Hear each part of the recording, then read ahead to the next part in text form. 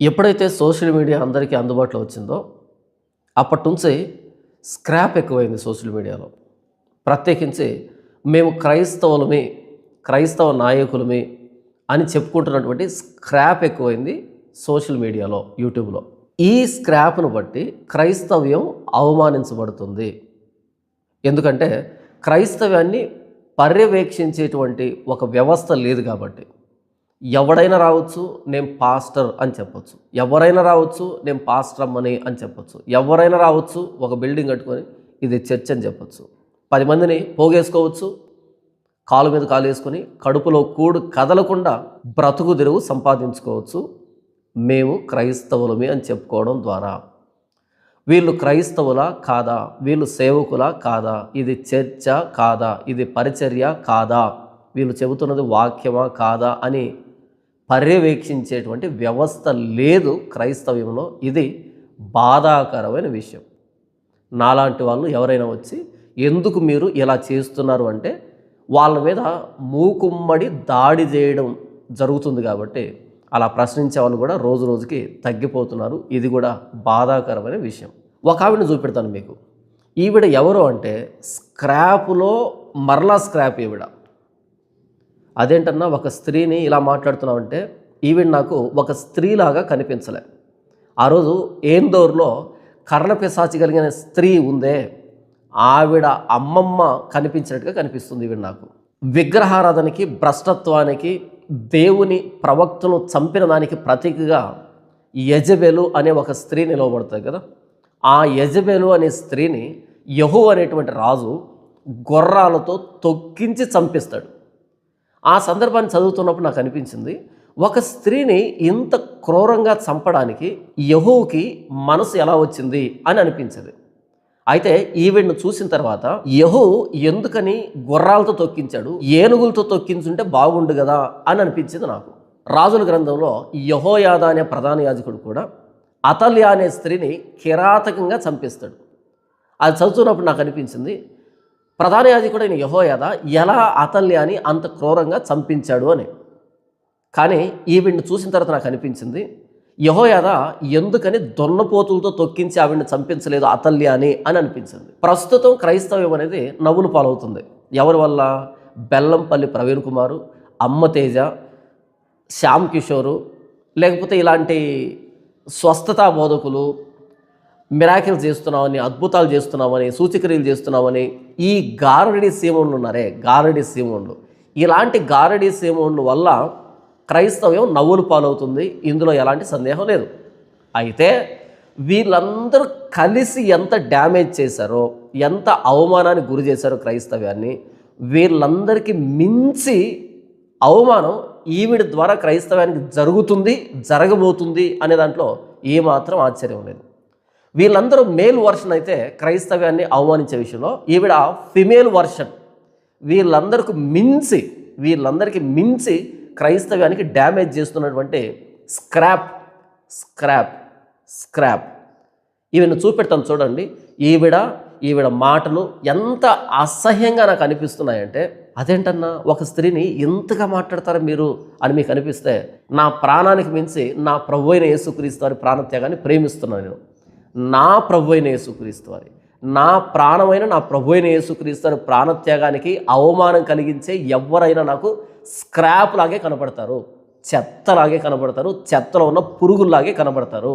ఈ స్క్రాప్లో జరుగుతున్న పురుగుని, క్రైస్తవ్యాన్ని, యేసు ప్రభుని అవమానిస్తున్న ఈ పురుగుని మీకు చూపెడతాను చూడండి. ఈవిడ మాటలు ఎంత అసహ్యంగా ఉన్నాయో చూడండి.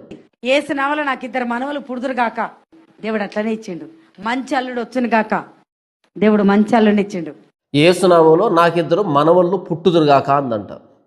దేవుడు అట్టే ఇచ్చాడంట. ఇప్పుడు చూడండి, యేసు నామములో మంచి అల్లుడు వచ్చును గాక అందంట, అట్టే వచ్చాడంట. ఇంతకీ అల్లుడు ముందు వచ్చాడా లేకపోతే మనవళ్ళు ముందు వచ్చారా? ముందు అల్లుడు కదా రావాల్సింది. కానీ ఇక్కడ యేసునామంలో 2 మనవలు పుట్టును గాక అని 2 మనవలు పుట్టిన తర్వాత అప్పుడు యేసునామంలో మంచి అల్లుడు వచ్చును గాక అంటే ఆ 2 మనవల్ని చూసుకోవడానికి మంచి అల్లుడు కావాలని యేసునామంలో పిలిచిందేమో, వచ్చేసాడు. చూడండి ఈ దరిద్రాన్ని. యేసునామంలో నాకు 2 మనవలు పుడుదురు గాక, దేవుడు అట్లనే ఇచ్చిండు. మంచి అల్లుడు వచ్చును గాక. దేవుడు మంచి అల్లుని ఇచ్చిండు. ఏసునావలో నాకు గర్భసంచి వచ్చిన కాకని పలికిన దేవుడు నాకు గర్భసంచి ఇచ్చిండు. ఏసునావలో నాకు గర్భసంచి వచ్చిన కాకని పలికిన దేవుడు నాకు గర్భసంచి ఇచ్చిండు. యేసునామములో నాకు గర్భసంచి కావాలని ప్రార్థన చేసిందంట. అలాగే దేవుడు గర్భసంచి ఇచ్చాడంట. గర్భసంచి అంటే అదేమైనా గోని సంచా? గర్భసంచి అంటే అదేమైనా గోని సంచా? అంటే వీడు గర్భసంచి లేదా? గర్భసంచి లేకపోతే యేసునామములో గర్భసంచి వచ్చుగా కనుకనే అలా గర్భసంచి వచ్చేసిందంట. ఏంటి దరిద్రం మనకి? 6 ఎకరాల భూమి, ఏ భూమికి నేను చేతులు చాపి ప్రార్థన చేసినా అదే భూమి దేవుడు నాకు ఇచ్చిండు. 6 ఎకరాల భూమి అంట. ఏ భూమి కోసం అయితే చేతులు చాపి ప్రార్థన చేసిందో ఆ 6 ఎకరాల దేవుడు ఈవిడికి ఇచ్చేశాడంట. అంటే యేసు ప్రభు ఈవిడ దగ్గర పని మనిషేమో నాకు తెలిసి.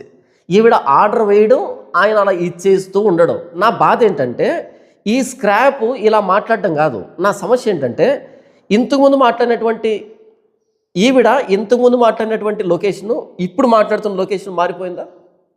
అంటే ఈవిడ్ని ఇంకా వాడుకుంటున్నారు, ఈవిడ్ని మీటింగ్లు పిలుస్తున్నారు ఏం విందామని. ఇలాంటి చెత్త మాటలు వినేటువంటి వాళ్ళు ఎక్కువయ్యారు కాబట్టి ఇలాంటి వాళ్ళు చెప్పడం జరుగుతుంది. ఇలాంటి వాళ్ళకి అవకాశాలు వస్తున్నాయి. చూడండి, ఇప్పుడు వేరే లొకేషన్ ఇది, అక్కడ కూడా ఇదే సోచ్ చెప్తుంది చూడండి. ఏసునామలో ఫ్లైట్ ఎక్కుదును గాక. ఒక్క ఫ్లైట్ గురించి ప్రార్థన చేస్తే దేవుడు 4 ఫ్లైట్లు ఎక్కించండు. యేసునామములో ఫ్లైట్ ఎక్కుదును కాక అనగానే ఒక్క ఫ్లైట్ కోసం అడిగితే యేసు ప్రభు 4 ఫ్లైట్లు ఎక్కించాడంట. దానికి కింద ఉన్న వాళ్ళు చప్పట్లు కొట్టడం సిగ్గుండాలి కొంచెం అయినా. ఇలాంటి మెంటల్ మాటలు మాట్లాడుతుంటే వాటికి కూడా చప్పట్లు కొడుతున్నారు. అంటే ఆ కొడుతున్న వ్యక్తి ఎంత మెంటల్ అయింటే కొడుతున్నారు. ముగ్గురం కలిసి కూర్చొని ఆ శవం దగ్గర ప్రార్థన చేసినాం. చెవులు ఇట్లా నోరు పెట్టి ఏసునామంలో లే ఎప్పుడైతే గట్టిగా అరిచినామో ఆమె కళ్ళు తెరవడం జరిగింది. ఆ శవం దగ్గర కూర్చొని యేసునామంలో లే అని ఆవిడ చెవిలో అరవగానే అప్పుడు ఆవిడ కళ్ళు తెరిచిందంట ఆ శవం. ఏంటి అసలు, ఎక్కడి నుంచి వస్తున్నారు వీళ్ళు? ఇలాంటి వాళ్ళ మీద కేసులు పెట్టి తీహార్ జైలు పంపించేటువంటి చట్టం ఏదైనా ఉంటే బాగుండేమో అనే ఆలోచన నాకు ఇప్పుడు అనిపిస్తూ ఉంది. ఎందుకు ఇలాంటి వాళ్ళంతా సమాజంలో? మొన్న పాలకొల్లులో అమ్మ తేజాన్ని అడ్డుకున్నారు. పాలకొల్లులో పాస్టర్లు, మంచి పని. అలాంటి బొమ్మ తేజాలను అడ్డుకుంటున్నటువంటి వ్యవస్థ ఇలాంటి స్క్రాప్ని అడ్డుకునేదానికి ఒక వ్యవస్థ ఉంటే బాగుండేమో అనేటట్టు నాకు అనిపిస్తుంది. ఇలాంటి స్క్రాప్ని సోషల్ మీడియాలోకి రాకుండా అడ్డుకునేదానికి ఒక వ్యవస్థ ఉంటే బాగుండేమో అనిపిస్తుంది. మా ఇంట్లో ఒక ఆమె ఉంది. ఆమెకు ప్రార్థన చేస్తే ఆమె కడుపులోకి వెళ్ళి 680 రాళ్ళు బయటికి రావడం జరిగింది. ఒక్కొక్క రాయి ఇంత పెద్ద రాళ్ళు. విన్నారా? ఈవిడింట్లో ఒక ఆవిడ ఉందంట. ఆవిడకి ప్రార్థన చేస్తే ఆవిడ కడుపులో నుంచి 680 రాళ్ళు వచ్చాయంట. అవి కూడా ఈ సైజులో ఉన్నాయంట. 680 రాళ్ళు, అవి కూడా ఈ సైజులో ఉండే రాళ్ళు వచ్చాయంట. అంటే ఒక లారీ నిండా వచ్చుంటాయి ఈ సైజులో ఉండేటువంటి రాళ్ళు. 680 అంటే ట్రాక్టర్ నిండానో లారీ నిండానో అవుతాయి. అన్ని రాళ్ళు ఆవిడ కడుపులోంచి బయటకు వచ్చాయంట. ఇలా ఈవిడ మాట్లాడుతున్నప్పుడు ఈ మాటలు ఎంత అవమానం కలుగు చేస్తున్నాయి క్రైస్తవ్యానికి అన్నదే ఈవిడ కంటే ఆలోచించే శక్తి లేదు. ఎందుకంటే ఈవిడికి మెంటల్ కాబట్టి, ఎర్రగడ్డ మెంటల్ ఆసుపత్రి నుంచి తప్పించుకొని వచ్చింది కాబట్టి. మరి ఈవిడికి వేదిక ఇచ్చి ఈవిడ మాటలు నోరు తెరుచుకొని వింటున్నటువంటి ఆ కొండ గొర్రెలకైనా బుర్ర ఉంటుందా? ఒక పెద్ద గుడిసేసినాం. ఆ గుడిసెన ఊకి అందరం పట్టుకొని ఆ పిల్లర్లను ఇట్లాంటి స్తంభాలే పట్టుకొని వేసిన వాళ్ళ ఈ గుడిసె బిల్డింగ్ అవును కాక అని పడికే వాళ్ళం. 22 పిల్లర్ల ఈ స్తంభాలది 24 పిల్లర్ల బిల్డింగ్ అయింది. చూసారా, మరలా లొకేషన్ మారిపోయింది. అంటే ఇంకొక మీటింగ్లో ఇవన్నీ వాడుకుంటున్నారు. ఈవిడంట ఒక గుడిసె దగ్గరికి వెళ్ళి ఆ గుడిసెను పట్టుకొని ప్రార్థన చేసిందంట. ఆ గుడిసెను పట్టుకొని ప్రార్థన చేస్తే దేవుడు 24 పిల్లర్స్తో కూడినటువంటి ఒక బిల్డింగ్గా దాన్ని మార్చేశాడంట. ఎర్రగడ్డ మెంటల్ ఆసుపత్రిలో ఉండాల్సిన ఈవిడ తప్పించుకుని బయటకు వచ్చింది. ఈరోజు యెహూ ఎందుకు లేడు, యెహోయాదా ఎందుకు లేడు అనే బాధ అనిపిస్తుంది నాకు నిజంగానే. అది సీట్ దొరకలే. నాకు మెట్ల కాడ కూర్చునే సీట్ ఇచ్చినా పర్వాలేదు, నేను కూర్చుంటాను కానీ బస్సులో ఎక్కనియండి నన్ను అని చెప్పి ఏమని ప్రార్థన చేసుకున్నా తెలుసా? ఏసునామలా ఎవరిదైనా ఒక టికెట్ క్యాన్సిల్ అయిపోవును గాక. 5వ సీట్ నెంబర్ అయిన చేస్తే ఆయన ఏమన్నాడు తెలుసా? నేను రాజధాని ట్రైన్కి వెళ్ళిపోతున్నా, ఈ టికెట్ క్యాన్సిల్ చేసుకుంటున్నా అని చెప్పిండు ఆయన.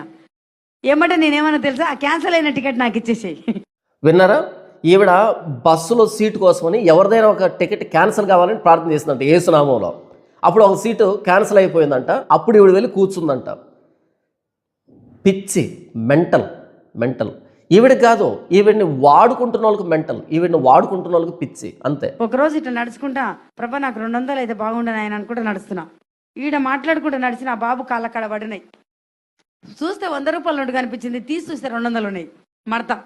ప్రభు నాకు 200 కావాలని మనసులో అనుకుంటూ నడుస్తుందంట. చూస్తే అల్లం దూరంలో ఒక అబ్బాయి కాళ్ళ దగ్గర 100 రూపాయల నోటు, అందులో 200 రూపాయలు ఉన్నాయంట. ఎవరో పోగొట్టుకున్నారు, అవి తీసుకుని ఎవరు పోగొట్టుకున్నారు అని అడగాలి కదా, కానీ లటుకుమని తీసుకొని ఈవిడ వాడుకుంది. సిగ్గులా కొంచెం కూడా ఇలాంటి మాటలు చెప్పడానికి పబ్లిక్లో. తర్వాత వచ్చే కళాఖండం చూడండి, ఏటీఎం దగ్గరికి వెళ్ళి ఏటీఎం మీద చేయబెట్టి ప్రార్థన చేసిందంట. ఏం జరిగిందో చూడండి. తర్వాత ఏటీఎం కాడికి పోయి ప్రార్థన చేసిన, ఏసిన వాళ్ళ దీంట్లో డబ్బులు వచ్చిన కాకని పలికిన. నా ఏటీఎంలో 270 రూపాయలు మాత్రం ఉన్నాయి. ప్రార్థన చేసినాక ఏటీఎం కార్డు పెడితే 1,64,444 రూపాయలు నా బ్యాంకులకు వచ్చినాయి. ఈవిడ ఏటీఎంలో 270 రూపాయలు ఉన్నాయంట ఈవిడ అకౌంట్లో. ప్రార్థన చేస్తే 1,00,000 రూపాయలకు పైగా ఈవిడ అకౌంట్లోకి వచ్చాయంట.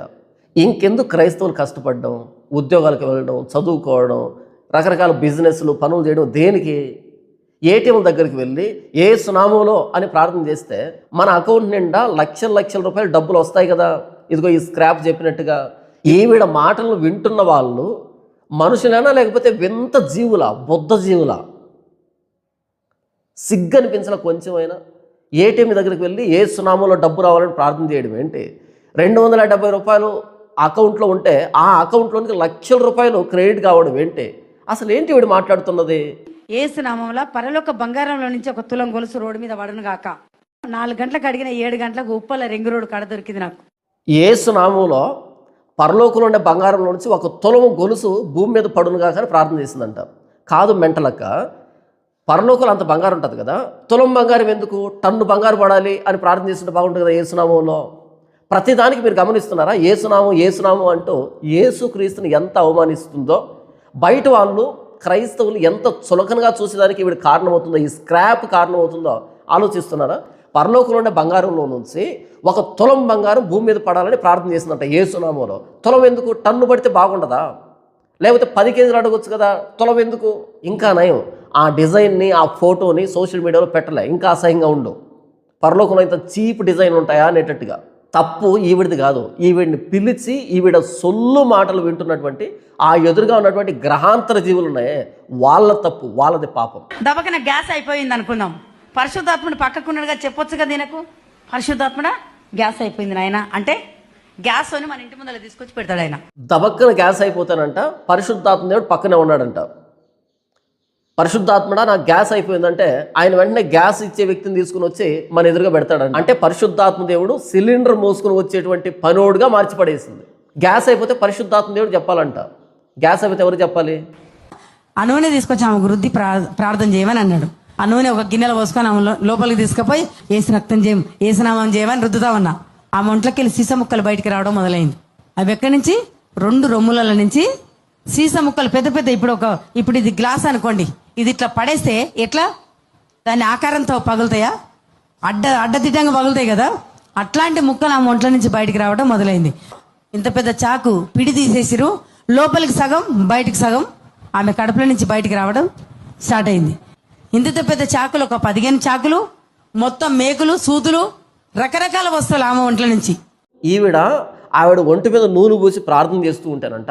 ఆవిడ రొమ్ముల్లో నుంచి గాజు పెంకులు, నట్లు, స్క్రూలు, బోల్టులు, పెద్ద పెద్ద చాకులు, 15 చాకులు, ఇవన్నీ బయటకు వస్తున్నాయంట ఆవిడ బాడీలో నుంచి. ఇలాంటి మెంటల్ క్యాండిడేట్ని, ఎర్రగడ్డ మెంటల్ ఆసుపత్రిలోంచి తప్పించుకుని వచ్చిన ఇలాంటి మెంటల్ క్యాండిడేట్ని, ఇలాంటి స్క్రాప్ని, ఇలాంటి చెత్తని ఇంకా ప్రమోట్ చేస్తూ ఆవిడకి వేదికలు ఇచ్చి ఆవిడ చెబుతున్న చెత్తంతా వింటున్నటువంటి వాళ్ళ పాపం కాదా ఇదంతా? ఇలాంటి స్క్రాప్ మీద వీడియోలు వస్తున్నాయి. ఎవరు చేస్తున్నారు? బయట వ్యక్తులు ట్రోల్స్ లాగా, మీమ్స్ లాగా చేస్తున్నారు. వాళ్ళు కాదు ఇలాంటి స్క్రాప్ మీద వీడియోలు చేయాల్సి ఉంది. మనం క్రైస్తవులమైన మనం, మీ దగ్గర మొబైల్ ఉంటే మొబైల్, మీ దగ్గర కెమెరా ఉంటే కెమెరా, మీకు ఎలాంటి అవకాశం ఉంటే అలా స్టార్ట్ చేయండి. ఇలాంటి స్క్రాప్ గురించి బయట వాళ్ళు చెప్పే కంటే ముందుగానే మనం చెబితే మనకు కాసింతో కూసింతో గౌరవమైన మిగులుతుంది. తేలుగుట్టిన దొంగల్లాగా ఎక్కడికక్కడ గప్చిప్పని ఉన్నామనుకో, ఉన్న పరువు కాస్త రోడ్డు మీద పడుతుంది. బయట వాళ్ళు అందరినీ ఒకే ఘాటి కట్టేస్తున్నారు. ఇలాంటి స్క్రాప్ను చూపించి మొత్తం క్రైస్తవాన్ని అవమానిస్తున్నారు. నా ప్రయత్నంగా, నా బాధ్యతగా, నా క్రైస్తవ విశ్వాస గృహంలో నుంచి ఇలాంటి చెత్తని వాక్యం అనే చీపురుతో తోస్తున్నాను. మరి మీ బాధ్యతగా మీ పరిధిలో ఉన్నటువంటి చెత్తని మీరు తోస్తున్నారా? ఒకవేళ తొయ్యకపోతే ఈవిడ పాపంలో మీరు కూడా పాలుభాగస్తులు అవుతారు. ఈవిడ మాటలతో మీరు కూడా ఏకీభవించిన వాళ్ళు అవుతారు. అలా ఈవిడతో పాటు క్రైస్తవానికి మీరు కూడా అవమానానికి కారణమవుతారు.